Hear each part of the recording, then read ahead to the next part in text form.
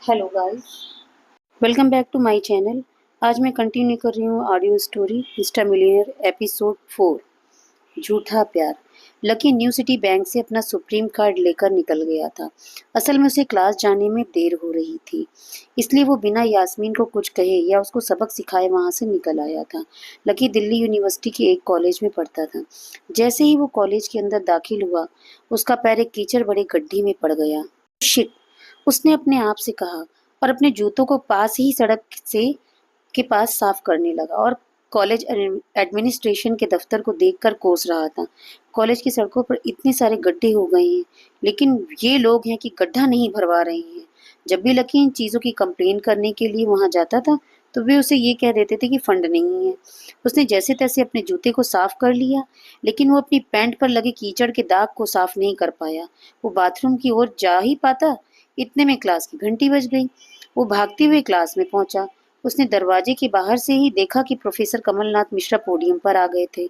उन्होंने आज के लेक्चर की शुरुआत कर दी थी। जैसे ही उनकी नजर बाहर खड़े लकी पर पड़ी, तो उनकी आंखें निराशा से भर आईं। इधर लकी का सिर भी शर्म से झुक गया था। उसे अंदर ही अंदर बुरा लग रहा था।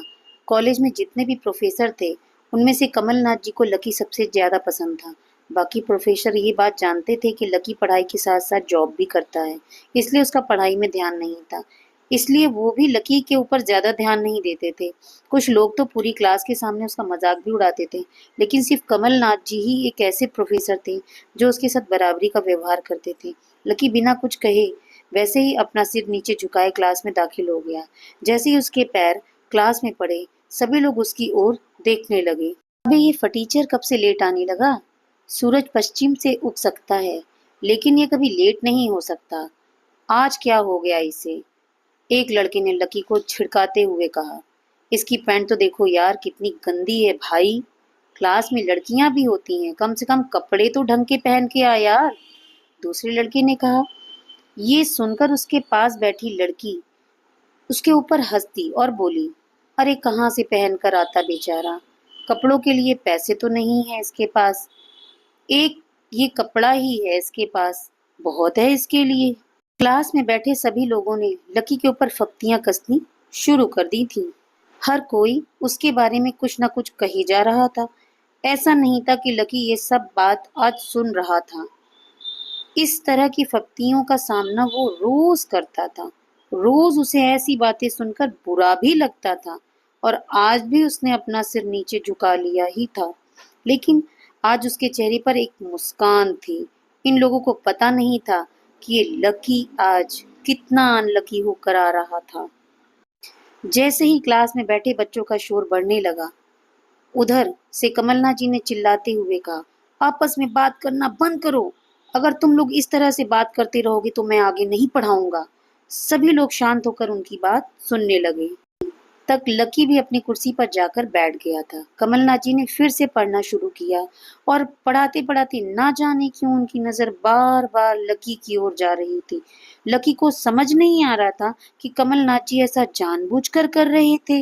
उनकी आंखों को देखकर ऐसा लग रहा था उनमें लकी के लिए ढेर सारा गुस्सा भरा हुआ था। उसे ऐसा लग रहा था कि शायद वो अपने प्रोफेसर की उम्मीदों पर खरा नहीं उतर रहा था। थोड़ी ही देर में कमलनाथ जी की क्लास खत्म हो गई थी। आज की क्लास यहीं खत्म होती है, कमलनाथ जी ने कहा। कल आप सबको क्या काम करके लाना है वो मैंने लिख दिया है यहाँ पर। कल मिलते हैं आप सबसे। कमलनाथ जी यह कहकर क्लास से बाहर चले गए। जैसे ही वो बाहर गए, पीछे दरवाजे से किसी की आवाज आई, डिम्पल। वो आवाज सबके कानों में पड़ी। सब लोग क्लास के पीछे वाले दरवाजे की ओर देखने लगे। वहां कोई और नहीं बल्कि डिम्पल का नया बॉयफ्रेंड राहुल खड़ा था। सब लोग राहुल को अच्छी तरह से जानते थे। राहुल ने दरवाजे से झांक कर देखा तो वहां कोई नहीं था। वो धीरे धीरे कमरे में दाखिल हुआ और सीधा डिम्पल के पास चला गया। डिम्पल खिड़की के पास बैठी हुई थी। जैसे ही राहुल उसके पास पहुंचा, डिम्पल ने अपने हाथ उसकी गर्दन में किसी हार की तरह डाल दिए और वो उसकी बाहों में झूम उठी। उधर राहुल ने भी डिम्पल को सबके सामने चूम लिया। ये नजारा देखते ही सबकी नजरें लकी के ऊपर जा टिकी। सबको अभी तक यही पता था कि लकी की गर्लफ्रेंड है डिम्पल। किसी को इस बात की खबर तक नहीं थी कि उन दोनों का ब्रेकअप हो गया है। डिम्पल को राहुल की बाहों में देखकर लकी के तन बदन में आग तो लग गई थी, लेकिन फिर भी वो शांत होकर वहीं बैठा था और उसने अपने गुस्से पर काबू कर लिया था। अरे भाई, ये सब क्या हो रहा है? उसके एक दोस्त ने आकर लकी से कहा। होने देना यार जो हो रहा है, लकी ने कहा। उसका इस बारे में किसी बात से कोई लेना देना नहीं है। आज उसका कोई भी मन नहीं कुछ भी कर रहा है। भाई तुझे पता है ये राहुल कितना चालू आदमी है? अभी तक इस कॉलेज की 5 लड़कियों को फंसा चुका है और ये डिंपल छठी है। लकी के दोस्त प्रीतम ने उससे कहा। उसकी बात सुनते ही लकी ने प्रीतम को घूर कर देखा। प्रीतम को लगा कि लकी को उसकी बात का बुरा लग रहा था, लेकिन अगले ही पल वो उसे देख मुस्कुराया और बोला, कोई बात नहीं भाई, सबकी अपनी अपनी लाइफ है। यह कहकर लकी डिंपल की ओर देखने लगा, जो कि राहुल की बाहों में इतरा रही थी। वो जानती नहीं थी कि लकी चाहता तो यहीं खड़े खड़े राहुल और उसके पिता को उसके कारोबार समेत खरीद सकता था। उधर जैसे ही राहुल और डिंपल की नजर भी लकी पर पड़ी, तो वो जानबूझकर उसे छेड़ने के लिए उसके सामने से गुजरने लगे। अच्छा लकी, सुनना जरा। अचानक से डिंपल लकी के सामने रुकी। उसने अभी भी राहुल की कमर में अपना एक हाथ डाल रखा था। फिर उसने अपने दूसरे हाथ से अपना मोबाइल निकाला और उसका कवर खोलकर लकी के मुंह पर फेंक दिया और बोली कि मैं तुम्हारे साथ नहीं हूँ, इसलिए मुझे तुम्हारे इस कवर की भी जरूरत नहीं है। इसे तुम अपने पास ही रख सकते हो। लकी ने उससे कुछ नहीं कहा और नीचे गिरा वो कवर अपनी टेबल पर उठाकर रख दिया। बेबी, इससे तुम्हें कवर गिफ्ट किया था? कवर कौन गिफ्ट करता है भाई?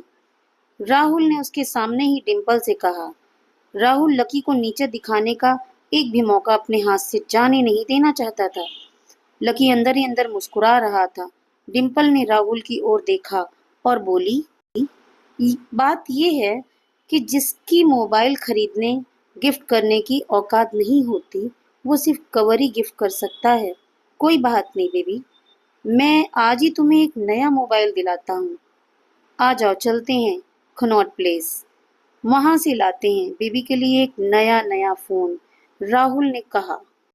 लकी का मन तो यही कर रहा था कि वो जोर से राहुल के ऊपर हंसे, लेकिन उसने अपनी हंसी को रोक लिया। हाँ बेबी, पहले हम एक नया फोन खरीदेंगे और फिर उस नए फोन की पार्टी भी करेंगे, उसके बाद। आज, डिंपल ने कहा। राहुल के चेहरे पर उंगलियां फेरने लगी। राहुल भी और लकी भी उसके इशारे को समझ गए थे। लकी जानता भी था कि ये सब उसे सिर्फ चढ़ाने के लिए कर रही है, लेकिन लकी को खुद के लिए नहीं, बल्कि उसी के लिए बुरा लग रहा था। वो मन ही मन यही सोच रहा था कि अगर डिंपल बस थोड़ा सा और इंतजार कर लेती, तो आज लकी उसके लिए फोन की पूरी दुकान खरीद कर रख देता। भाई, ये सब क्या हो रहा है? तेरे सामने ये सब हो रहा है और तू बस मुस्कुराए जा रहा है। गुस्सा नहीं आ रहा तुझे? प्रीतम ने पूछा। नहीं, जो हो रहा है अच्छा ही हो रहा है। जो होता है वो भी अच्छे के लिए ही होता है, इसलिए चिल, लकी ने कहा और फिर से राहुल और डिंपल की ओर देखने लगा।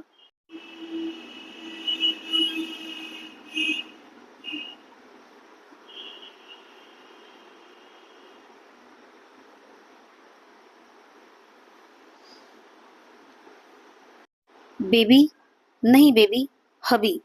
आज से तुम मुझे बोलोगी हबी और मैं तुम्हें बोलूंगा मेरी प्यारी वाइफ, राहुल ने कहा और लकी के सामने ही डिंपल को चूम लिया। यह देखते ही लकी थोड़ा सा जल बुझ गया और इसका जवाब भी वो राहुल को देना चाहता था। इसलिए उसने कहा, डिंपल, ये सब क्यों कर रही हो तुम? क्या दिखाना चाहती हो इस सब से? लकी को डिंपल का ऐसा रूप देखकर उसी के लिए बुरा लग रहा था। राहुल की किसी बात का तो लकी के ऊपर कोई असर नहीं हुआ, लेकिन लकी की इस बात का राहुल को जरूर बुरा लगा। उसने गुस्से से अपनी नाक फुलाते हुए कहा, ओए फटीचर, ज्यादा बकवास करने की जरूरत नहीं। आज के बाद अगर तूने मेरी डिंपल के बारे में कुछ कहा या उसकी तरफ आंख उठाकर भी देखा, तो मैं राजपथ पर तेरा परेड निकलवा दूंगा। रहने दे भाई, उसकी जरूरत नहीं पड़ेगी। मैं खराब चीज ना तो देखता हूँ और ना ही उसके बारे में बात करता हूँ, लकी ने कहा और फिर से प्रीतम की ओर देखकर हंसने लगा। जिस तरह से लकी आज राहुल के मुंह पर जवाब देकर फेंक कर मार रहा था, प्रीतम को विश्वास ही नहीं हो रहा था कि ये वही लकी है जो उसका दोस्त हुआ करता था। उधर राहुल का जवाब सुनकर गुस्से से लबरेज हो गया वो लकी को सबक सिखाने के लिए अपना घूंसा तानकर उसकी दिशा में ही बढ़ रहा था कि इतने में पीछे से एक लड़की की आवाज आई, डिम्पल। सब लोगों ने फिर से उस आवाज की ओर देखा। वहां पर एक छोटे कद की लड़की खड़ी थी और वो गुस्से से डिम्पल की ओर देख रही थी। उसकी आंखों पर चश्मा था और उसके बाल खुले हुए थे। अब तो हद से आगे बढ़ती जा रही है डिम्पल। लकी जैसे लड़के को छोड़कर तो इस एक नंबर के लफंगे के साथ लग पड़ी है। तुझे तो कॉलेज के किसी गड्ढे में जाकर डूब मरना चाहिए। साक्षी, ये तू क्या कह रही है? जुबान संभाल अपनी, डिम्पल ने कहा। राहुल के बारे में बुराई नहीं, बल्कि लकी के बारे में अच्छी बात सुन लेने की वजह से डिम्पल का मन खराब हो गया था। जब डिम्पल लकी के साथ थी तो उसकी साक्षी से भी अच्छी दोस्ती थी। साक्षी एक बहुत ही सुलझी हुई लड़की थी। जब भी डिम्पल और लकी के बीच में किसी बात को लेकर झगड़ा होता, तो डिम्पल उसे सुलझाने के लिए अक्सर साक्षी की ही मदद कर लेती थी। मैं जो कह रही हूँ, सही कह रही हूँ। तुझे सीरियसली शर्म आनी चाहिए डिम्पल। मैंने कभी ऐसा सोचा भी नहीं था कि तू ऐसी लड़की निकलेगी। लकी जैसे बंदा ना तुझे कहीं मिलेगा, साक्षी ने कहा और एकदम आगे आ गई। इधर लकी ने देखा कि साक्षी की बात सुनते ही राहुल के कान खड़े हो गए थे, लेकिन वो सच बोल रही थी, इसलिए राहुल कुछ नहीं कह सकता था। साक्षी लकी के पास आकर खड़ी हुई और बोली, तू इतनी जल्दी कैसे भूल गई कि लकी तेरे लिए हर टफ टाइम में खड़ा रहता था। जब भी तू बीमार होती थी, तेरे खड़े होने की हालत नहीं होती थी, तो बेचारा तेरे लिए खाना बनाता था, तेरे कपड़े धोता था और तो तेरे लिए दवा तक लाकर देता था। तुझे याद नहीं, जब हम सब हिमाचल घूमने के लिए गए थे और तेरे पैर में मोच आ गई थी, तो ये बेचारा अपनी नौकरी छोड़कर भागा भागा रात में हमारे पास आ गया था। इतना प्यार किया इसने तुझे और तू इसे छोड़कर जा रही है, साक्षी ने कहा। अपने लिए लकी के मुंह से इतना सब सुन लेने के बाद लकी ने अपनी गर्दन नीचे झुका ली। उसे डिम्पल के साथ बिताए वो सारे लम्हे याद आ रहे थे। वो डिम्पल के ऊपर जान छिड़कता था। उसका बस चलता तो वो डिम्पल को अपनी हथेलियों पर लेकर घूमता। भले ही उस वक्त उसके पास पैसा नहीं था, लेकिन वो फिर भी डिम्पल की छोटी से छोटी डिमांड को पूरी करने के लिए अपनी जान लगा देता था। जो कवर डिम्पल ने उसके मुंह पर फेंका था, उस कवर को खरीदने के लिए लकी ने 3 दिन तक ओवर टाइम किया था। लकी को जैसे ही ये सब याद आया, उसकी पलकों की कोरे भीग आई थी। इधर साक्षी की बातें पूरी नहीं हुई थी कि उसने आगे कहा, अरे ये लकी अपनी छोटी सी सैलरी से भी रोज तेरे गोलगप्पे के लिए पैसे निकाल लेता था। तुझे नहीं पता है, मुझे पता है कि आज भी एक बाइक खरीदने के लिए बंदा पैसे जोड़ रहा है। रोज दाल और रोटी खा रहा था, सिर्फ इसलिए कि ताकि तुझे बाइक पर घुमा सके, और तू ऐसे आदमी को नीचा दिखाने की कोशिश कर रही है। ये सब सुनकर डिम्पल का चेहरा बुझ गया। उसे भी साक्षी की कही सब बातों उसके दिल पर लग रही थी, लेकिन इस वक्त तो राहुल के साथ थी।